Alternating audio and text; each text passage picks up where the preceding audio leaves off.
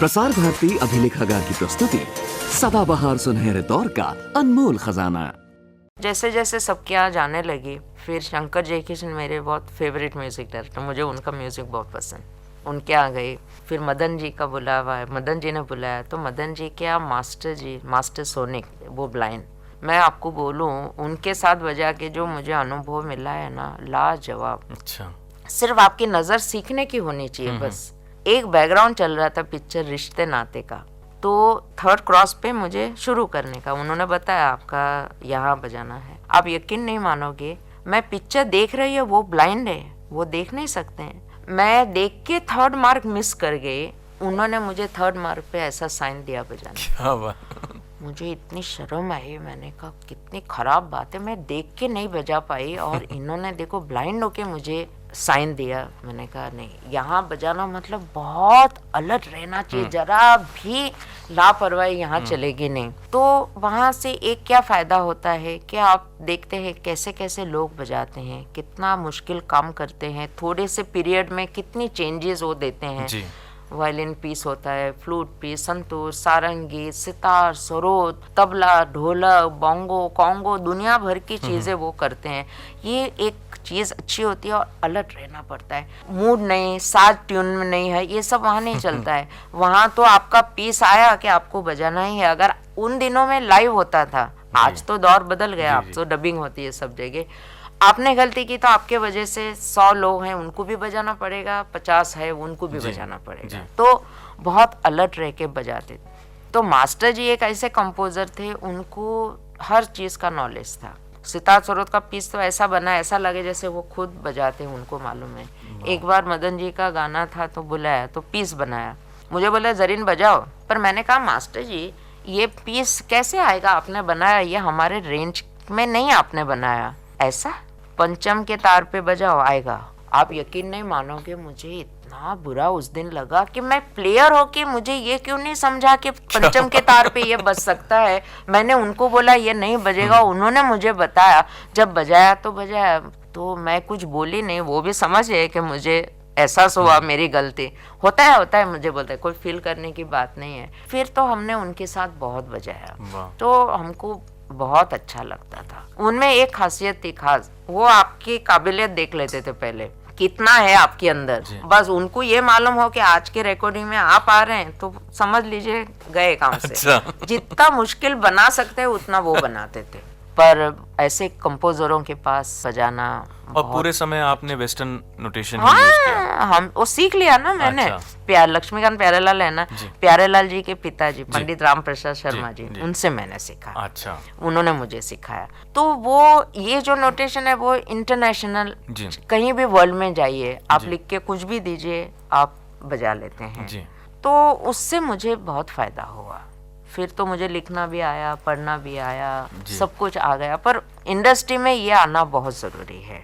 और किन किन म्यूजिक डायरेक्टर्स? सभी म्यूजिक डायरेक्टर तमाम उस दौर के जितने थे, तमाम ओपी नैयर जी, जयदेव जी, कल्याण जी, आनंद जी, फिर खयाम साहब के बारे में मैं आपको एक बात बताऊंगी। मैंने सभी म्यूजिक डायरेक्टर के साथ बजाया, पर इनके जैसा गुरु भक्त मैंने नहीं देखा। वो मैं आपको बताऊंगी, मैंने जिनसे शादी की अशोक शर्मा जी से, वो पंडित हुसनलाल भगत राम जी के छोटे बेटे। तो खयाम साहब मेरे ससुर जी के पास सीखे। तो इतना गुरु भक्त वो है कि वो हमेशा एक बात बोलते, जो गाना आप लोगों को अच्छा लगता है तो समझो वो मेरे गुरु के दिन, और कोई गाना बुरा है वो मेरा।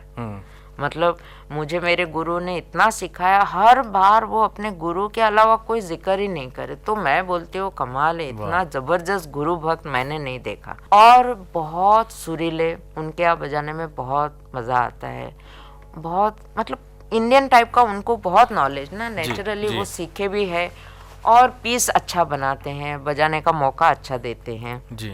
और खयाम साहब उस दौर के SD बर्मन, RD बर्मन, मतलब जितने थे, उषा खन्ना जी, सभी के साथ बजाया। रवि साहब बहुत अच्छे थे, और सभी करीब सभी के साथ बजाया। और आपको प्री कंपोज्ड पीस देते थे इन द सॉन्ग, या आपको फ्री? अभी जैसे मास्टर जी है सोने, वो नहीं आपको एक नोट भी बजाने देंगे। अच्छा। पर वो इतना अच्छा पीस कंपोज करते थे कि आपको सच्ची ऐसा लगता था इससे अच्छा क्या कोई कर सकता है, बहुत अच्छा है। ओपी नैयर जी कैसे रिहर्सल में बुलाते थे गाना सुनाने का, और बोलते थे 3 अंतरे, कभी 4 अंतरे, कभी 2 अंतरे, अलग अलग गाने में अलग रहता है। 3rd अंतरे में आपको बजाना है, ये गाना है, ये अंतरा है, अब आपको 8 बार का म्यूजिक, क्योंकि मैं क्या बनाऊंगा, प्लेयर खुद अच्छा जानता है, अब बजा लीजिए, बना लीजिए। कई बार ऐसे छोड़ते थे, कई बार कुछ लोग कंपोज करके देते थे, कई बार ऐसा भी होता था कि ऐसा कंपोज होता है जो बहुत मुश्किल होता है, मतलब उसको फिर सजा के बजाना भारी पड़ता है। कई ऐसे भी कंपोजर है जिनको हरकत मुर्कियों से कोई संबंध नहीं है, नहीं नहीं नहीं नहीं सीधा सीधा बजाइए, तो फिर ऐसे कंपोजर के यहाँ जरा अच्छा नहीं लगता है। पर मास्टर जी और रविंद्र जैन जी, वाह, मैं रविंद्र जैन जी को बहुत मानती हूँ, बहुत गुणी कलाकार, कंपोजर, इतना अच्छा कंपोज करते हैं।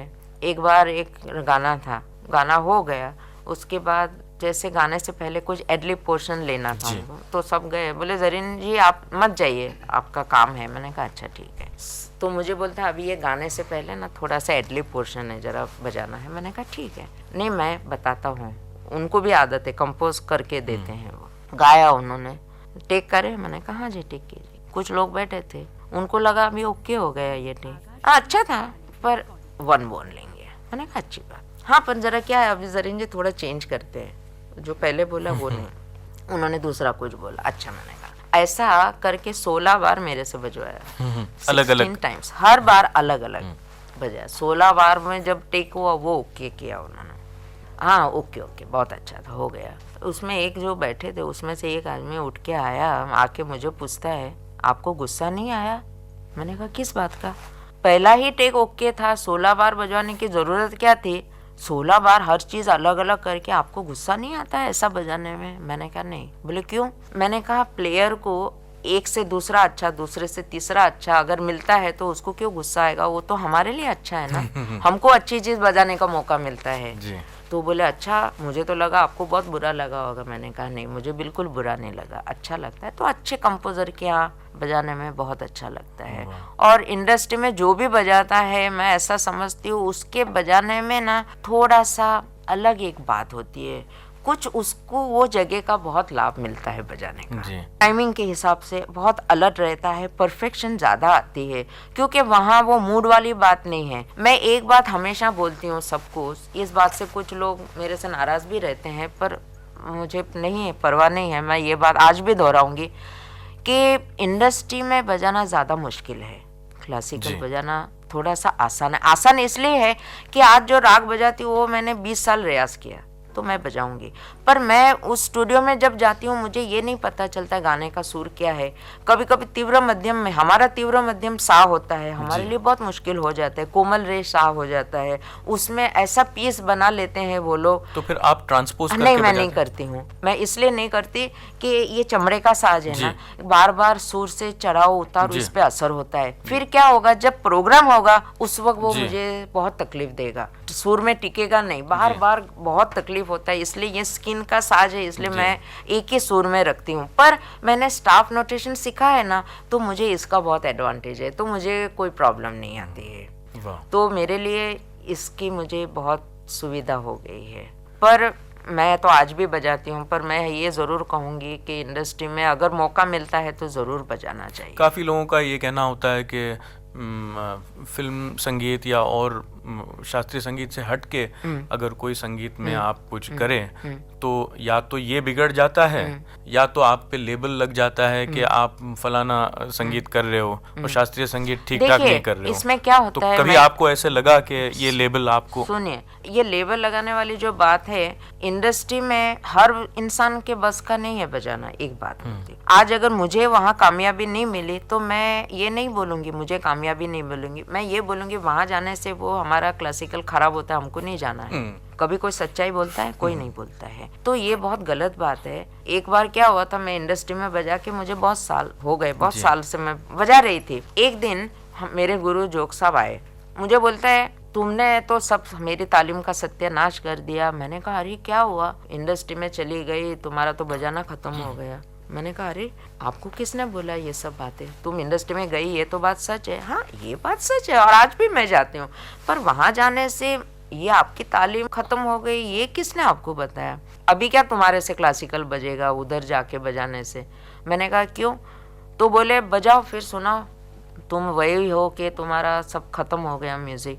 मैंने कहा कैसे बजाऊंगी? आप मुझे पहले बोलते तो मैं तबले के लिए बुलाती ना। संडे था तो संडे शाम को कोई नहीं आता है हमारे यहाँ। नहीं नहीं मेरा बेटा ठेका बजाता है, बजाओ। अब मुझे बहुत बुरा लगा, इस बात का नहीं कि इंडस्ट्री में बजाती ये बोले, इस बात का कि उन्होंने बोला मैंने तालीम दी, तुमने सब खत्म कर दी तालीम को, या अच्छा रियाज नहीं किया, कायम नहीं रखा, तो सुनाओ अभी तुम। मैंने कहा अच्छा मैं सुनाऊंगी। तो सुना, बैठे वो 1.5 घंटा सुने, तो बोले ठीक है कोई तुम्हारे पे असर नहीं हुआ इंडस्ट्री का, चलो पर ऐसे ही रखना, ऐसा ना हो कि वो इंडस्ट्री पर तुम्हारे पे असर हो, क्लासिकल खत्म हो जाए।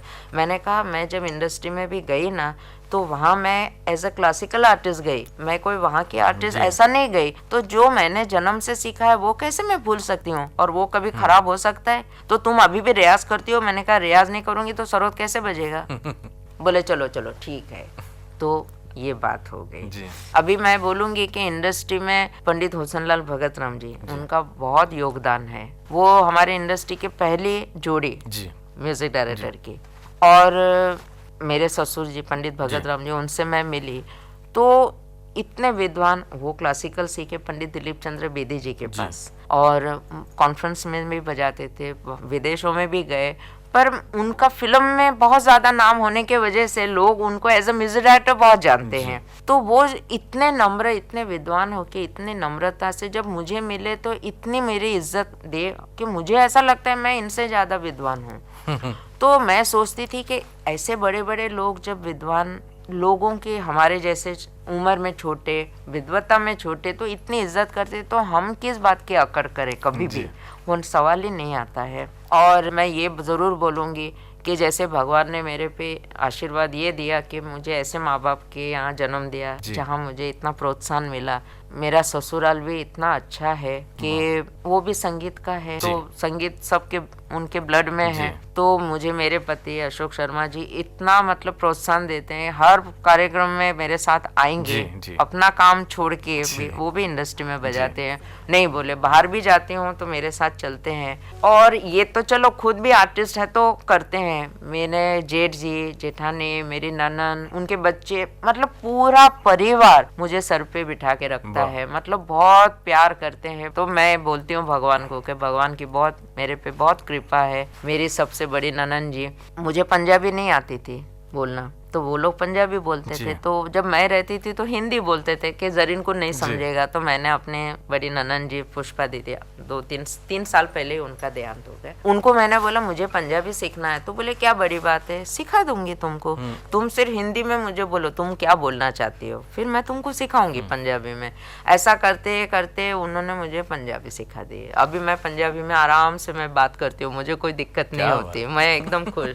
वो हमारी बड़ी ननन जी, फिर शकुंतला शर्मा जी, मतलब पुष्पा दीदी से छोटी, और एकदम छोटी मेरी ननन है आशा शर्मा जी, वो वियन में रहती है ऑस्ट्रिया में। सभी मतलब, पर उनकी फैमिली में आर्टिस्ट सिर्फ मेरे हस्बैंड ही हैं। मेरे जेठ जी हैं, वो ऐसे आर्टिस्ट नहीं है मतलब, पर म्यूजिकल फैमिली के होने के वजह से वो जानते हैं संगीत क्या चीज है। आर्टिस्ट को मेरा रियाज का टाइम उनको पता रहता है, उस टाइम फोन नहीं करेंगे, कोई आएगा नहीं, डिस्टर्ब नहीं करेंगे। मतलब हमारी फैमिली बॉम्बे में प्रोग्राम होगा तो सब अगर है तो सब आते हैं, मुझे बहुत अच्छा लगता है। मतलब इस तरह मुझे बहुत एनकरेज करते हैं। तो ये भी मैं बोलती हूँ सब नसीब की बात है कि अच्छा कई बार क्या होता है ससुराल के लोगों को संगीत से इतना लगाव नहीं होता, तो लेडीज को थोड़ी प्रॉब्लम आती है, उसको थोड़ा एडजस्ट करके काम करना पड़ता है। यहाँ एडजस्ट वाली कोई बात ही नहीं है। भगवान की मेरे पे बहुत कृपा रही, माँ बाप के घर में सुख मिला, पति के घर में बहुत सुख मिला, बहुत अच्छे हैं, बहुत प्यार से मेरे से रहते हैं। मेरे पति ने तो मुझे दुनिया का तमाम सुख दिया है, तो मतलब रियाज करने में कोई दिक्कत नहीं है। मुझे एक आदत है, जब भी मुझे समय मिलता है, अभी समझो रिकॉर्डिंग में जाना है, आधा घंटा है तो मैं सरोद लेके बैठ जाती हूँ। आधा घंटा टाइम क्या करने का, तो ये नहीं कि कभी कभी मैं रियाज करने बैठती हूँ तो खाना मैं खुद बनाती हूँ, मुझे दूसरा कोई बनाए ये पसंद नहीं है। कभी कभी मुझे लेट हो जाता था, रियाज करने बैठ जाती हूँ तो, पर कभी ऐसा नहीं, क्योंकि घर में हम दोनों ही हैं तो कोई ऐसी प्रॉब्लम नहीं कि अरे लेट हो गया, खाना टाइम पे नहीं है, ये सब नहीं। तुम अपना रियाज करो आराम से, कुछ फर्क नहीं पड़ता है। जल्दबाजी नहीं करने के, रियाज को सफर नहीं करने जी, का। जी। मतलब ये जो छोटी छोटी बातें जी, होती, बिल्कुल। बड़ी बोल समझो, छोटी समझो, पर आज के दिन तक मुझे बहुत वाह, एनकरेजमेंट दिया है। अच्छा जरीन जी, आपने फिल्म संगीत में तो एज ए म्यूजिशियन परफॉर्म किया है रिकॉर्डिंग में, लेकिन कंपोज करने का कभी देखिए ऐसा आपको है, opportunity- ये सच बात तो ये है कि जो कंपोजर है वो बहुत पावरफुल चीज है, ये कोई आसान बात नहीं जी, है। जी। ऐसे तो अगर कोई भी चीज आपके लिए, इसके लिए गाना बना लिया, उसको कंपोजर मैं नहीं बोलती, मैं उसको कंपोजर बोलती हूँ जैसे रविंद्र जैन जी, जैसे मेरे ससुर जी थे पंडित हुसनलाल भगत राम जी, उस लेवल की मैं बात करती हूँ। तो वो कंपोज, वो लेवल पे तो मैं कभी सोच ही नहीं सकती हूँ, और वो एक बहुत अलग चीज है। मेरे हिसाब से उसकी भी देन होनी चाहिए, मुझे ऐसा लगता है। और मैंने कभी सोचा इसलिए नहीं कि मुझे मालूम है कि ये काम मेरे बस का नहीं है, और मैं हमेशा वो चीज करती हूँ जो करके कोई लेवल पे पहुंचना। मुझे ऐसे एवरेज जी। काम नहीं अच्छा लगता। और अरेंजिंग का भी कभी नहीं सोचा? अरेंजिंग में क्या होता है, एक दिक्कत आती है, थोड़ा मैंने सोचा था, उसमें एक दिक्कत क्या आती है कि कभी भी म्यूजिक डायरेक्टर की सिटिंग होती है रात को, अच्छा। वो जरा मुझे अच्छा जी, नहीं जी, लगता है, वो लेट हो जाता है। मैं रिकॉर्डिंग में रात को 8 बजे के बाद बजाती नहीं हूँ। अच्छा। मैं सबको बोल देती हूँ, अगर आपको मुझे डबिंग में बुलाना है तो 8 बजेगा तो मैं अपना इंस्ट्रूमेंट पैकअप पहले से ही ऐसा? पहले से अच्छा। सबको मालूम है। जरीन को बुलाया तो 8:15 पे भी बजाएगी नहीं वो। मुझे बोलते हैं क्यों आप नहीं बजाती, मैंने कहा रात को मैं अकेली नहीं आती हूँ ना, मुझे डर लगता है। डर लगता है, आपकी गाड़ी है, ड्राइवर है, फिर डर क्या। मैंने कहा देखिए ये सब एक्सप्लेनेशन देने का मेरा काम नहीं है, मैं नहीं बजाती। अगर आपको जमता है तो आप मुझे बुलाइए, नहीं तो मुझे मत बुलाइए। जी। मैंने सबको बोल दिया रात को 8 बजे के बाद नहीं बजा। तो एक ने मेरे को बोला रात को तो 2-2:30 बजे प्रोग्राम बजाते हैं, तब क्या। मैंने कहा तब मेरे साथ मेरे पति रहते, मेरे घर वाले रहते, दुनिया रहती है, यहाँ कौन है। मैंने कहा पूरे एक स्टूडियो में अकेली मैं रहती हूँ, जी। और कौन है, और मुझे अकेले जाना पड़ता है। उस वक्त मेरे साथ मेरे पति रहते, तो मुझे कोई डर नहीं रहता है। हाँ, जिस रिकॉर्डिंग में हम दोनों हैं जी, और ऐसे काफी बार होता होगा ना, होता है, कई बार होता है जब दोनों साथ में है, तो फिर रात को चाहे 10 बजे, तब वो जानते हैं, तब जरीन नहीं कुछ बोलेगी। जी। पर जब मैं अकेले रहती हूँ, जब सोलो के लिए मुझे बुलाते हैं, तो मैं तब 8 दिक्कत बजे होती के है। बाद नहीं जी, बजाती हूँ। और बैकग्राउंड म्यूजिक और जो सॉन्ग के लिए बजाना है, इसमें क्या अलग है और बैकग्राउंड कुछ म्यूजिक चैलेंजेस अलग हैं? सॉन्ग में क्या होता है कि आपको बहुत रिहर्सल होती है, आपको जैसे कभी कंपोज किया हुआ पीस होता है, कभी नहीं होता है, आपको करना पड़ता है। और वही चीज एक ही पीस होता है, वहाँ कोई बहुत ज्यादा नहीं बजाना पड़ता है गाने में। कई गाने ऐसे भी हैं जहाँ बहुत ज्यादा, पर बहुत कम, 1 या 2 पीस होता है, वो बजा लेने का। बैकग्राउंड म्यूजिक में क्या होता है, आपके सामने पिक्चर चलती है, अब उसको इमोशन को देख के आपको बजाना है, तो वो बहुत सही मैच होना चाहिए, अच्छा बजना चाहिए। ऐसा नहीं हो कि वो सीन कुछ है, म्यूजिक कुछ और बज रहा है। जी। तो उसकी थोड़ी समझ होनी बहुत जरूरी है। मतलब अच्छे प्लेयर की मैं बात करती हूँ। तो सीन चल रहा है, अब सीन कुछ चल रहा है, अभी कई बार क्या होता है कंपोजर कुछ बोल नहीं पाता है कि अच्छे आर्टिस्ट है, इनको क्या बोले, तो बेचारे को मजबूर हो जाता है, अच्छा नहीं लगता है तो भी उसको चलाना पड़ता है। पर ये बहुत गलत बात है, इस बात से मैं सहमत नहीं हूँ। अच्छा कलाकार बुरा कलाकार का सवाल नहीं आता, यहाँ काम का सवाल होता है। कोई जरूरी नहीं है कि हर आर्टिस्ट हर बार अच्छा ही बजाता है, कभी कभी उससे नहीं भी अच्छा बजता है, तो क्या हुआ, कहने में वो कोई आपको अपमान थोड़े करता है। पर कई नहीं बोल पाते हैं, थोड़ा उनको लगता है बोलेंगे तो बुरा मानेंगे या कुछ होगा। तो पर हमको खुद को समझना चाहिए, ये चीज हमको समझनी है कि हमको कितना अच्छा बजाना है, क्या करना है।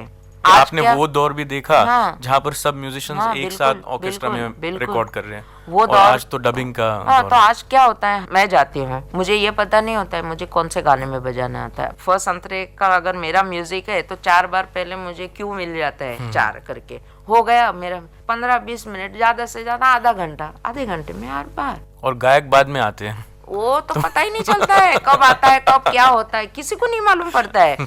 फिर जब आप गाना सुनते हैं, क्योंकि आपका अपना बजाया मालूम पड़ता है कि ये आपके स्टाइल है, आपने बजाया, अच्छा वो स्टूडियो में उस दिन अच्छा वो गाना लगता है, ये तब यही गाना था। उस दौर में लाइव में तो गाना होने के बाद सब गाना सुनते थे खड़े रह के, जी। और सामने सुबह से आपके कान में गाना पड़ता था, आपको मालूम है गाना क्या है, आपके सामने सब लोग बजाते हैं, तो आपके अंदर भी ये है कि इनके जैसा अच्छा मेरा भी पीस होना चाहिए, अच्छा बजना चाहिए। आज तो आपको मालूम ही नहीं आपके से पहले किसने बजाया, आपके बाद कौन बजाने वाला है, जो आपने बजाया बजाया, चले जाओ, खत्म। तो उस जमाने में जैसे आपने कहा कि जो जो म्यूजिक डायरेक्टर के नाम आपने लिए, उसी तरह से म्यूजिशियंस भी काफी अच्छे अच्छे कलाकार आपके साथ काम करने वाले होंगे। सभी उस दौर के लाइव में जितने भी आर्टिस्ट थे सभी बहुत अच्छे थे, सभी ने बहुत अच्छा काम किया है, ऐसी बात नहीं है। तो वो दौर की सिंसियरिटी बहुत अच्छी थी, और वहाँ पर भी टीम वर्क बहुत जरूरी होता होगा। जबरदस्त टीम वर्क ही है वो तो। टीम वर्क, आप एक कंपोजर के साथ ज्यादा बजाएंगे तो आपको एक अंडरस्टैंडिंग हो जाती है, आपको मालूम पड़ता है वो आपसे क्या चाहता है। कई बार क्या होता है उसके बोलने से पहले आप बजा के सुना देते हैं, आपको मालूम है ये अभी यही बोलने वाला है, उसको ये चाहिए। अब जैसे रविंद्र जैन जी के यहाँ जब हम अमूमन हम दोनों साथ में ही रहते हैं, तो जब बजाते हैं तो इतना मतलब मेरे पति को उनके नेचर का मालूम है कि वो दादा अभी तो कुछ बोलने जा हाँ दादा बजा लेता हूँ, सुन लेता हूँ, मतलब इतनी मतलब समझ हो जाती है, पता चलता है उनके स्टाइल का कि वो हमसे क्या चाहते हैं, तो हमको भी ये महसूस होता है कि हमको ये बजाना है। अच्छा ज़रीन जी, तो फिल्म म्यूज़िक में इतना आपने काम किया, तो उसके अलावा फिर आपने कभी ये सोचा कि जैसे आज का दौर चल रहा है जो फ्यूजन म्यूज़िक जैसे कहते हैं, उसको हंसी मजाक में लोग काफ़ी कंफ्यूजन म्यूज़िक भी कहते हैं, वो अलग बात है, लेकिन कभी आपने ऐसे सोचा कि एक्सपेरिमेंटल कुछ ऐसे किया जाए अभी ऐसा सरोद है, के साथ? अभी ऐसा है कि जैसे मैं पहले ही बोल चुकी कि मैं जोगलबंदी ने किसी के साथ बजाती हूँ, तो ये तो बहुत दूर की बात हो गई। नहीं, तो आपके पति के साथ ही आपने कभी सोचा कि सितार सरोद में कुछ अगर एक्सपेरिमेंटल कुछ? मैं नहीं चाहती कि कंफ्यूजन हो। अच्छा आपको लगता है कि कंफ्यूजन होगा? नहीं, आपने कहा कि समझौता नहीं होता है। नहीं, वो चीज अच्छी है, पर उसमें एक चीज है कि सभी आर्टिस्ट एक बराबर के अगर हो तो बहुत मजा आता है। जी बिल्कुल। पर कभी कभी क्या होता है एक आर्टिस्ट बहुत अच्छे लेवल पे है पर बाकी जरा जो है वो जरा सही नहीं, तो मुझे ऐसा लगता है वो जो बेचारा अच्छा है ना उसको काफी सहना पड़ता है, बहुत सहना पड़ता है, तो जरा ठीक नहीं। बाकी ये चीज बहुत अच्छी है, अगर वो सही सब लोग हो और समझ के करे तो बहुत अच्छी चीज है। अच्छा ज़रीन जी, मैं आपसे पूछना चाहूंगा कि जैसे आपने इतने गुरुओं के पास सीखा, इतना अध्ययन किया, तो अभी आप औरों को भी सिखाते होंगे काफी लोगों को, तो उसके बारे में जरा बताइएगा। ऐसा है कि मेरे हिसाब से बजाना बहुत आसान है, सिखाना बहुत मुश्किल है, और जो चीज मैं कर नहीं सकती वो चीज मैं करती नहीं, ये मेरा स्वभाव है। सिखाने में सबसे पहले तो पेशेंस होना चाहिए, वो मेरे में बिल्कुल नहीं, मैं बहुत हॉट टेम्पर हूँ। तो मम्मी मुझे हमेशा कहती है तुमने जब सीखा तो तुमने कितनी गलतियां की, तुम्हारे गुरु तो कभी तुमसे गुस्से से बात नहीं की, तो तुम नहीं थोड़ा पेशेंस रख सकते? मैंने कहा नहीं, मेरे से नहीं सब होता है। और दूसरी बात क्या होता है कि वो एकदम मतलब बिगिनिंग लेवल पे सिखाना थोड़ा, क्योंकि मेरे में वो पेशेंस नहीं होने के वजह से मैं वो काम नहीं कर सकती, तो मुझे नहीं जमता है। और जो मुझे ये कहने में कोई मतलब झिझक नहीं है कि ये मैं कर नहीं पाती हूँ, क्योंकि मुझे जमता नहीं। लेकिन कुछ एडवांस लोगों को आपने जरूर सिखाया है? हाँ, कुछ जरूर मैंने सिखाया, मैं ये नहीं बोलती नहीं, पर वो तैयार होके आए थे, वो मेरे पास सारेगामा नहीं सीखे, मेरे पास सारेगामा से सिर्फ एक ही लड़की ने सीखा है, भारती ठाकुर, उसको मैंने शुरू से सिखाया, पर वो बहुत होशियार लड़की है, इंटेलिजेंट है, तो उसको सिखाने में मुझे कोई दिक्कत नहीं आई। ज़रीन जी, आपको देश में और विदेश में काफ़ी अवार्ड्स और सम्मान मिले हैं, संगीत नाटक अकेडमी का अवार्ड मिला, और जैसे मैंने पहले भी अर्ज किया कि दादा साहब फाल्के अवार्ड मिला इस साल, तो जाहिर सी बात है कि आपको अच्छा ही लगा होगा कि ये अवार्ड्स मिले।